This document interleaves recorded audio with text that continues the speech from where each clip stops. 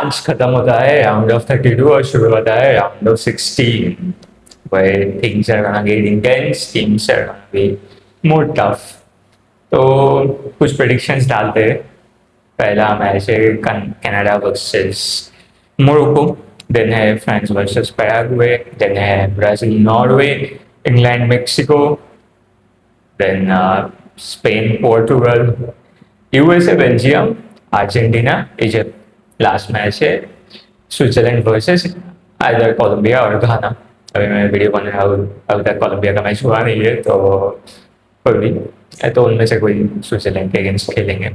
तो अभी प्रिडिक्शन की बात करते हैं. तो प्रिडिक्शन की बात करें तो देखो, Canada versus Morocco के against, I think Morocco is going to go through. Although Canada has been in great form, host country है, form काफी ज़्यादा अच्छा है as a host nation.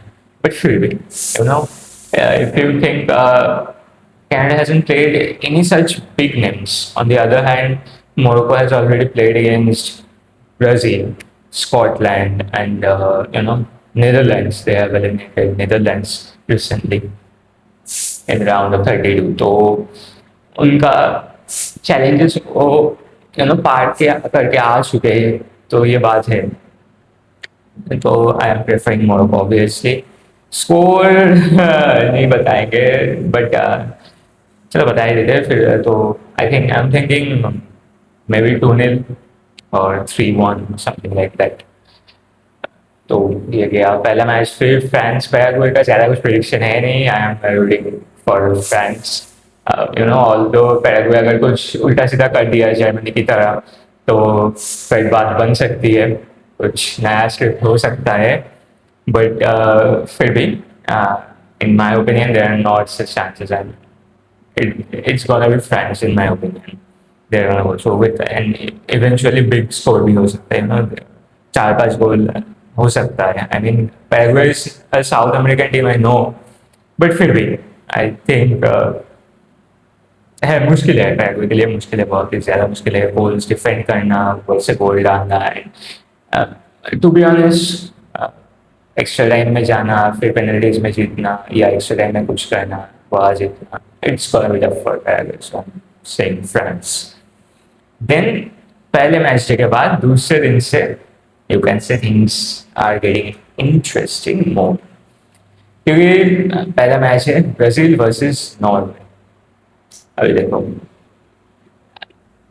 honestly saying, not because I'm an Argentina fan, nothing like that. Being neutral here, I think there is chance Norway upset कर सकते. They're not the favorites in my opinion, as Haaland said. Norway's chance is very little. So I'm not saying very little. There is average kind of chance for Norway कि वो कुछ कर सकते हैं.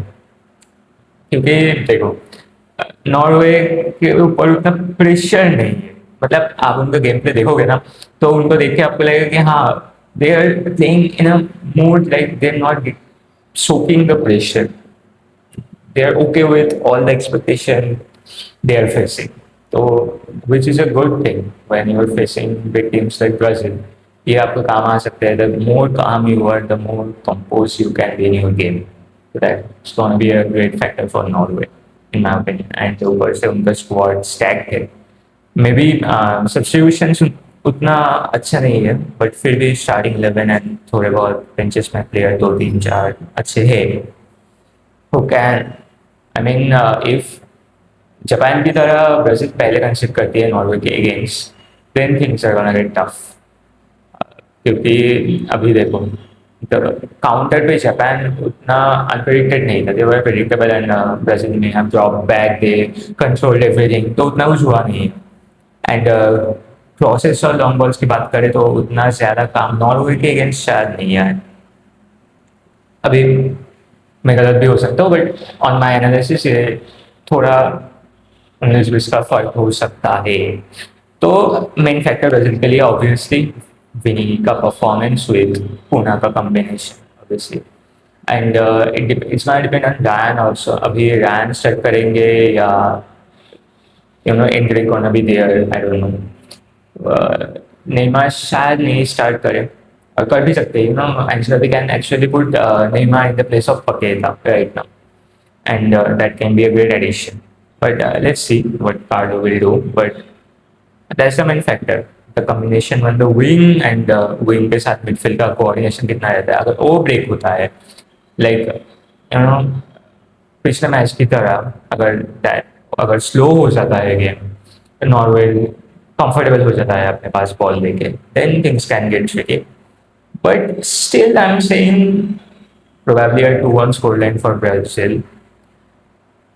But and if Norway gonna upset them, then probably 1-0 or 2-1 same. I think ज़्यादा high scoring game नहीं होगा in my opinion, क्योंकि नॉर्वे उतना रिस्क लेगा नहीं. Even if they score, I think तब तो मैच और भी अटक जाता है. आई थिंक उतना ज़्यादा हाई स्कोरिंग गेम नहीं होगा ये. फिर England versus Mexico, I think ये गेम हाई स्कोरिंग हो सकता है ऑनेस्टली, क्योंकि both of the team, none of them are gonna hold back. Mexico are unbeaten so far as a host nation, they are unbeaten in the World Cup, and probably they are the only one among the host nations. Unbeaten in the sense, not actually unbeaten. They are actually on a winning streak. तो Mexico भी hold back नहीं करेगा, and England obviously they are not gonna hold back, क्योंकि उनका attack is the main thing उनके लिए. तो obviously काफ़ी ओपन गेम होगा मेरे हिसाब से. तो ये मैच एक्स्ट्रा टाइम पे जा सकता है. ये मैच एक्स्ट्रा टाइम पे जा सकता है ऑब्वियसली, एंड मेक्सिको अपसेट कर सकता है, बट उतना चांसेस मेरे लिए है नहीं. I mean they are in good form, they are free flowing, their strikers are in a good form, they are being clinical enough. But फिर भी I am saying Harry Kane go through the next round. Then इसका prediction मैं नहीं दूंगा, इसका score line नहीं बताऊंगा, क्योंकि बहुत कुछ इधर उधर हो सकता है. तो let's just enjoy the games. फिर आता है यूएसए बेल्जियम. यहाँ आता है, I think USA gonna upset Belgium. I really think, क्योंकि देखो बेल्जियम कम बैक कर दिया सेनेगल के अगेंस्ट, हो गया जो हो गया. बट यूएसए के against I don't think that's gonna happen, क्योंकि यूएसए का अटैक, यूएसए का midfield, and the way every player is coordinating between themselves, and Pochettino is doing a great job really with the players he has got. So I think if USA really can break the defense, और अब देखो तो उतना अच्छा defence भी नहीं है, मतलब वो स्ट्रेंथ नहीं है राइट डिफेंस में.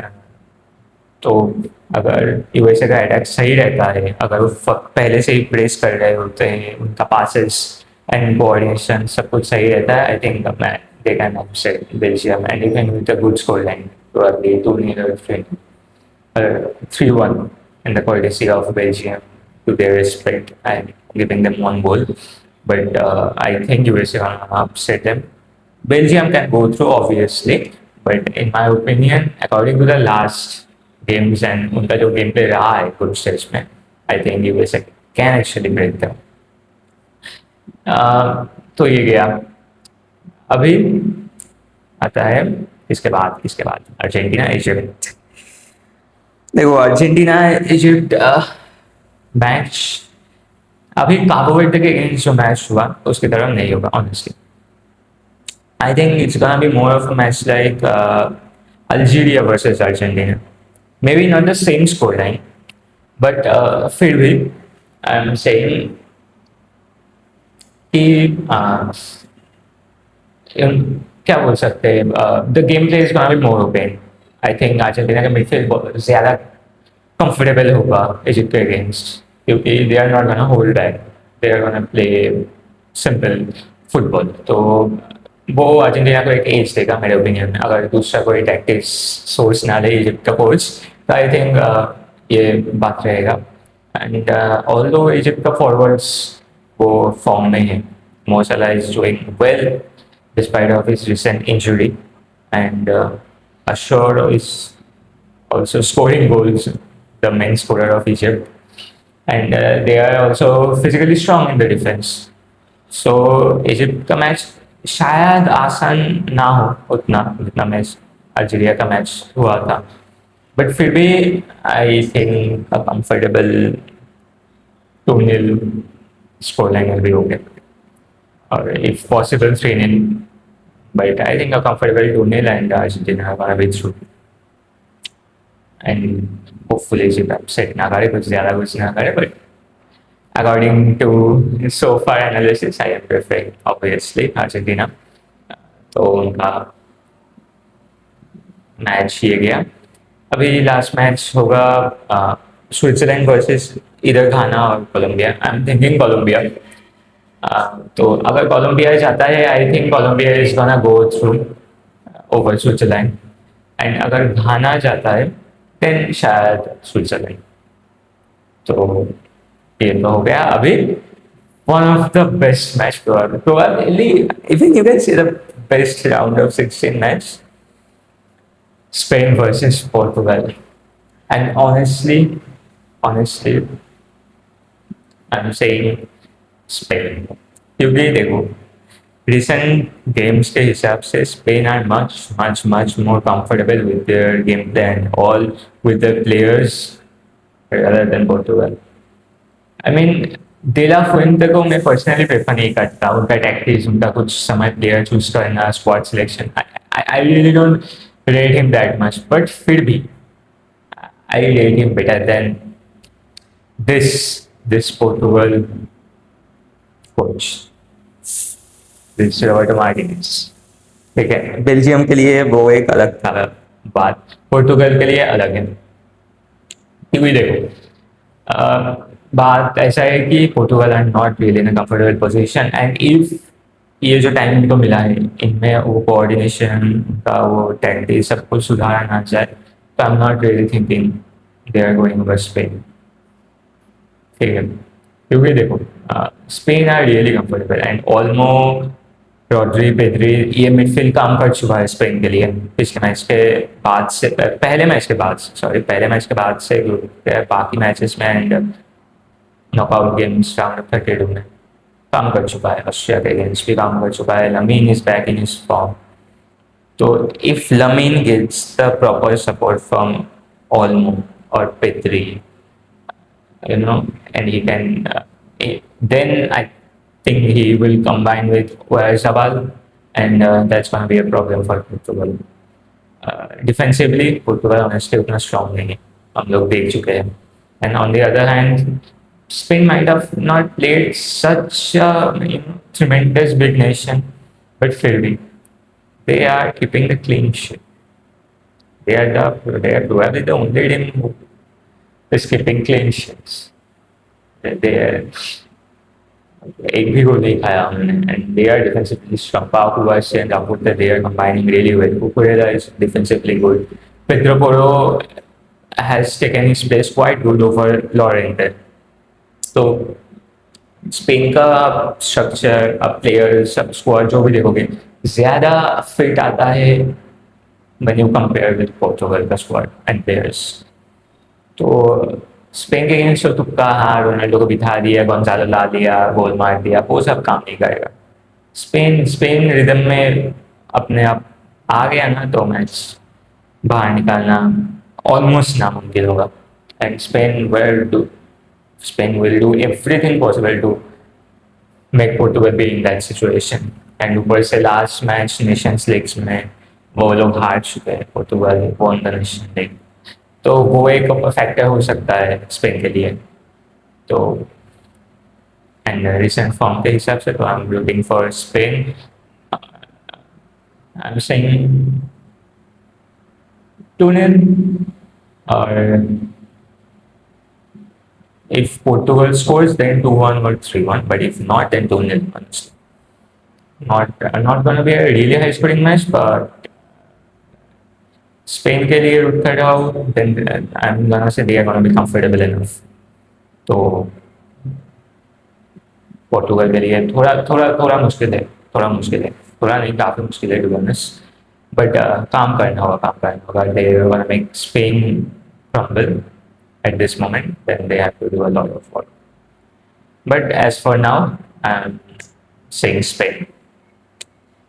तो हो गया मेरा प्रेडिक्शन। देखते हैं कौन प्रेडिक्शन कौन सा सही रहता है। आप आपका प्रेडिक्शन ड्रॉप कर सकते हो कमेंट्स में, जरूर करें। कोई भी बात बताए, कोई भी प्रेडिक्शंस बताओ।